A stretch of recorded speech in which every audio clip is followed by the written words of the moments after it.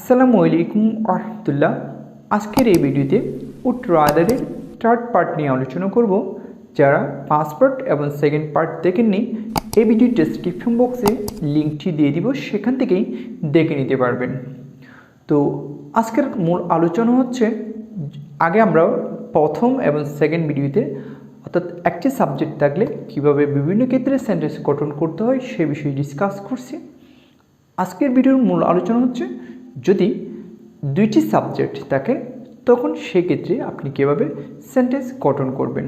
এক্ষেত্রে আপনাকে একটি স্ট্রাকচার ফলো করতে হবে, তা হচ্ছে subject plus would rather plus subject plus ভার্বের পাস্ট ফর্ম।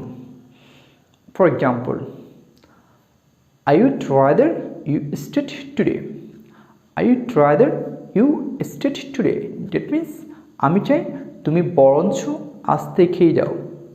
যদিও এখানে স্ট্রাকচার অনুযায়ী ভার্বের পাস্ট ফর্ম আসছে, কিন্তু অর্থগতভাবে প্রেজেন্ট ফর্ম প্রকাশ পাবে।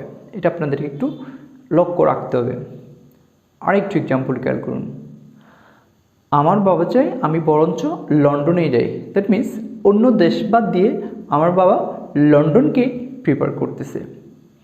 মাই father would rather I went to London.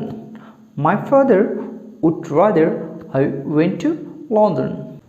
I would rather that you did the work today. আমি বরঞ্চ মনে করি তুমি কাজটি আজ করলেই ভালো হতো। আশা করি এই বিষয়ে ক্লিয়ার ধারণা হয়েছে। পরবর্তী ভিডিও পাওয়ার জন্য আমাদের সাথে থাকুন।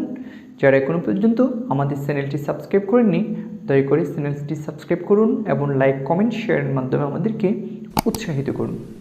আসসালামু আলাইকুম রাহমাতুল্লাহ।